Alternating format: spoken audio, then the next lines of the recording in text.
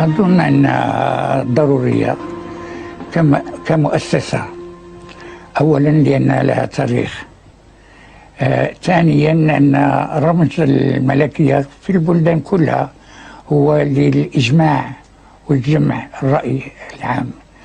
وأظن أن أحسن طريقة لحصانة هذه الملكية أنها تكون ملكية دستورية، وأن الدستور على الطريقة الإسبانية، لأن الدستور يأتي من لجنة منتخبة من الشعب وليس من الفوق، من المخزن أو العرش. أو العرش. لا، هذا سيعطي قوة أكثر